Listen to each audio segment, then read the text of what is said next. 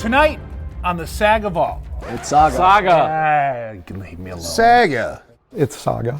You people from Illinois. We're honoring the people behind the camera with 4 incredible Star Wars crew items, never meant for public consumption. How this stuff ended up in the hands of our 4 collectors? It's a mystery to me. 4 collectors, 4 artifacts, but only one of them will be saved. Let's open the vault.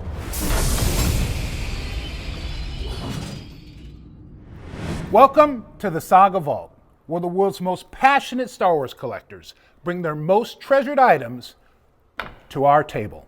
So let's get to it and meet the 4 collectors competing to save their artifacts in the Saga Vault. Vic Wertz, a true Star Wars scholar and the world's only ITO impersonator. Available for bot birthdays and bot mitzvahs. Steve Sansweet. You're going to love this, Steve. A Star Wars groupie who famously once Grogu'd a Gungan's Jar Jar in the back seat of a blue bongo. I thought that was off the record. Well, you know.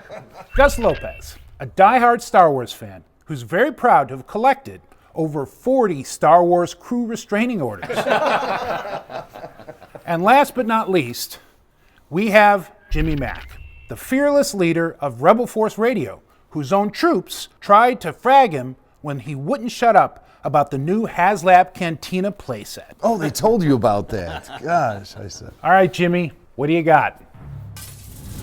This is an ILM crew jacket from The Force Awakens. Only available to members of the Industrial Light Magic crew that worked on the film. The geniuses at ILM would wear this. You can see it's... Honestly, I can't see anything with all the smoke. So. Nor can I. It's a smoking jacket. That was a good one, Vic. So this was only made available to members of the crew who actually worked on the film. Right. I acquired it on a visit to Lucasfilm, where I was there to attend a media junket, which I don't remember the junket, but I do have the jacket. Yeah. There's a great store at the Lucasfilm headquarters at their campus at the Presidio Park in San Francisco. Right. And it was never open any time I paid a visit, but for this media junket, they did open it up for a few hours, and I scored this jacket. This was for sale at the store? The Yeah. Lucasfilm? Mm-hmm. Yes. Wow. They must have had extras, huh? They probably overproduced a little, and that was what was available at the store. I was surprised to see it hanging there, and couldn't resist the opportunity to snag it. I consider it a piece of Star Wars history. Never been worn. I've never even put it on.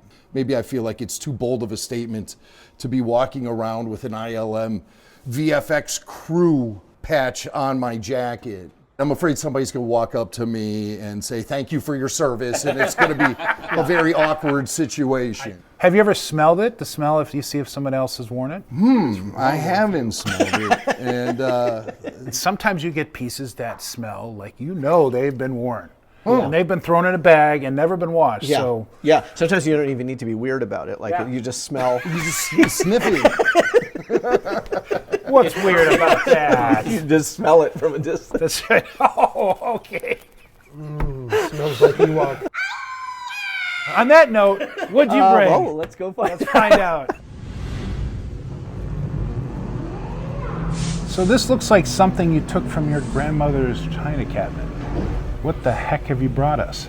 These are 2 different mugs from The Empire Strikes Back. And then what's special is they're both from Finse, Norway, where they filmed the Hoth scenes on one of the glaciers near the hotel in Finse, Norway. I don't know if any of you have ever seen these crew items before. They're pretty obscure. I haven't. They're not common ones you see, because they were only available to people who were there during the filming, which was not very many. And so what's interesting is that the smaller one is the one that the Finse Hotel gave to the Star Wars crew.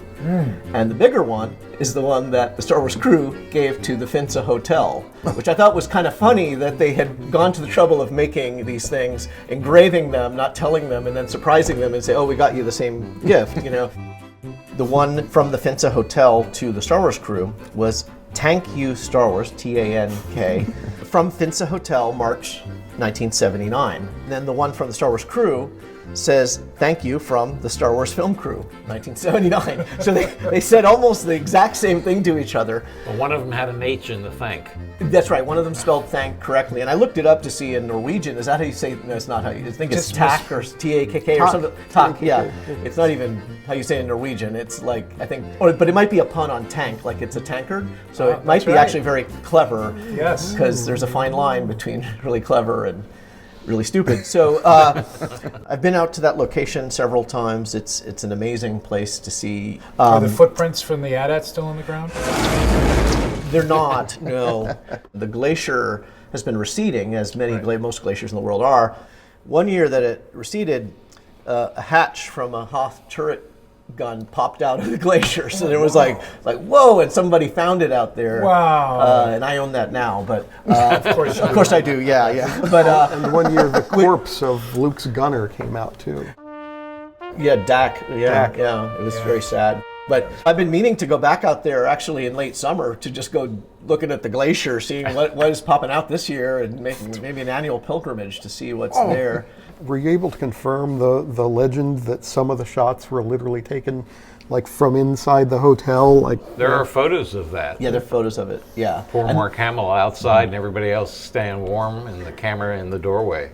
Let's see what Mr. Steve here has gathered. Let's see if I can out-obscure Gus. All right.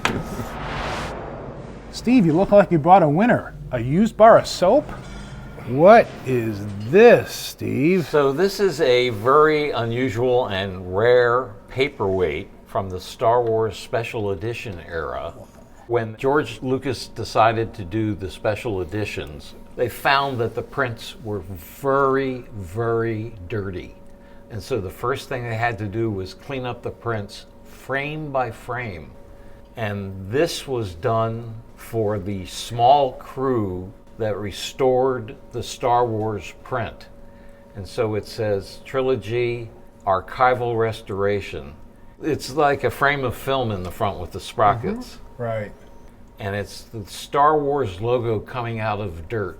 It was sculpted by ILM, and this is the year I started working at Lucasfilm, 1996, 97, and walked into the office of the head of publicity, and they were busy assigning which paperweight went to which person who worked on the archival restoration crew, because they had brass plates in the back and they were personalized. Oh. So I said, Lynn, is there any way of getting one of these? And she said, oh, I'm sorry, Steve, but they only made 27 and they're all assigned.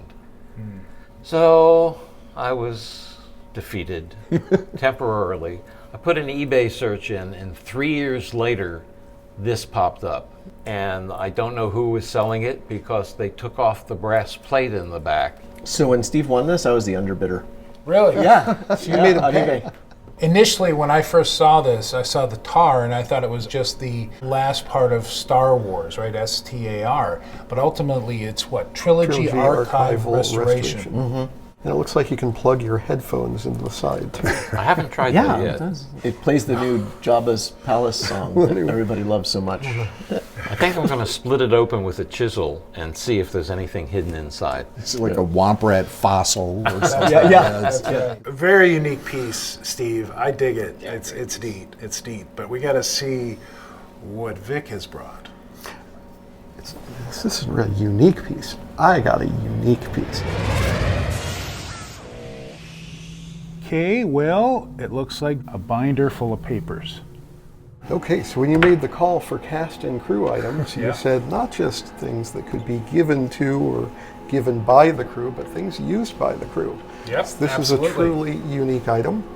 This is a production binder owned previously by Charlie Lippincott. Really? And this is his record of the beginning of pre-production in London, in England. This is basically a collection of memos and other updates that were provided to the staff during the production. And it starts in December of 1975 and it goes through March of 1976. Wow.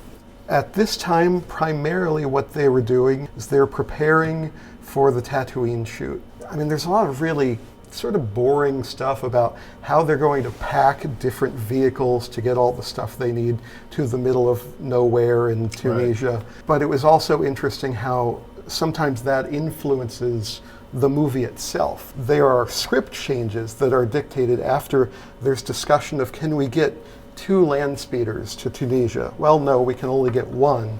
So this has the details of a scene being cut and then replaced with another scene, which is our heroes being stopped and asked if these are the droids they're looking for.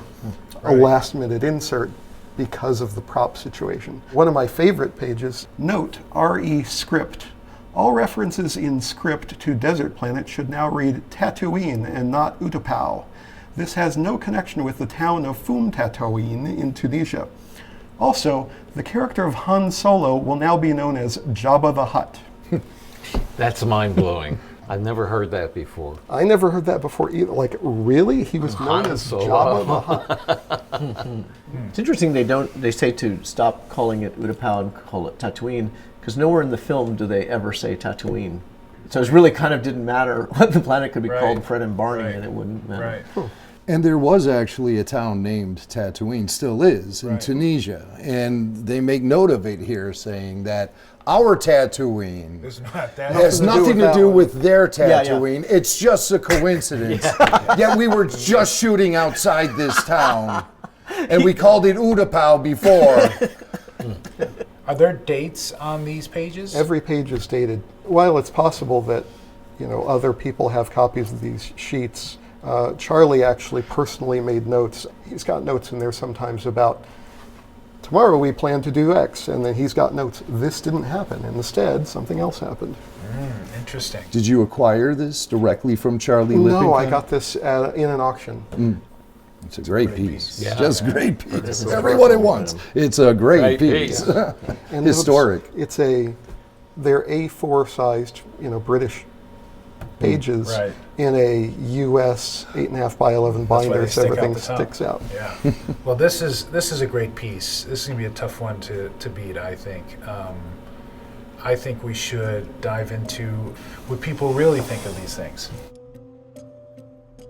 We have 4 incredible Star Wars artifacts here, but only one of them will be saved for future generations in the Saga Vault. Will it be Jimmy Mac's Episode 7 ILM crew jacket? Or Gus's production and hotel gift tankard set from the Hoths shoot in Norway? We have a bar of soap. We have a commemorative paperweight given to the film's restoration team on the Star Wars special editions. And then we finally have Charlie Lippincott's actual pre-production binder, documenting some incredible history detailing the production of the first Star Wars. May not be a tough vote on this one because I do think there's a clear winner for me, but doesn't mean it is for everybody. So let's dive into this. I mean, the Charlie Lippincott book is unbelievable, but I'm not sure it's a cast and crew item. I mean, it is part of production. The brief I got was included used by the crew. I think we have a controversy here. I was going to say exactly what Steve said, though. I love the binder. I think it's a great historical document. I think of it as like production paperwork, which I love collecting. I tend to think of it as different than crew items. I think of crew items as more like things commemorating the film they worked on, and that can be in various forms, but not sort of paperwork they used while making the film. Wow, that's something I never considered, that there could be a real definition of what cast and crew items actually means. And I get what you guys are saying, I truly do. But the historical significance of something like that is too hard to avoid. What if somebody brought in a director's chair that said George Lucas on that? Would that qualify as a cast and crew item? Or? I wouldn't put it. I actually have a lot of director's chairs from course Star Wars you do. movies. I wouldn't, but I don't put them in my. I don't put it. It's not even in my. I have a cast and crew room in the house. Sure. Director's chair is its own category. Part of It's its own category. Yeah, production item. So Production I tend to items. keep it separate from my crew room. It's really a category unto itself. Call sheets and things of that nature. But it's still clearly a superb item. We must set boundaries. We must set boundaries, that's right. Yeah. And it's clear it does not belong in Gus and Duncan's Guide to Cast and Crew Collectibles. It's the most important thing at the table. Right. And the others are barely known peripheral items. Right. And it's really hard to distinguish between Gus's 2 items and Steve's items because they both fit that same exact mold of virtually unknown items. Yeah, barely known, barely recognized, yeah. Well, for this category, I would exclude the Charlie Lippincott binder. I love the other 2 items. They are true cast and crew items. My only hang up with the silver cups is that they don't say Star Wars to me. They have historical significance to Star Wars, but the items themselves do not have a Star Wars bit of iconography on it or the logo or anything like that. It's a very good point. And it misspells the word thanks, which I can't get past. Steve's item is great, but it is special edition. So that might knock it down a notch in my overall reverence. So that only leaves the binder, and the binder is historically significant in a profound way. Nitpicking whether or not it qualifies as a cast and crew item, that isn't really on my radar. Let's vote.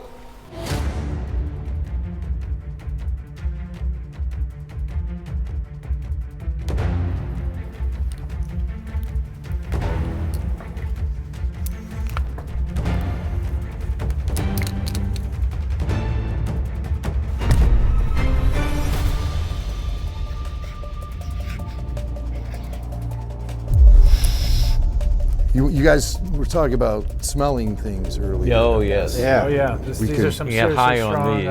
Sharpies, aren't I they? do like that smell. Do we have to put it in the form of a question? We do not.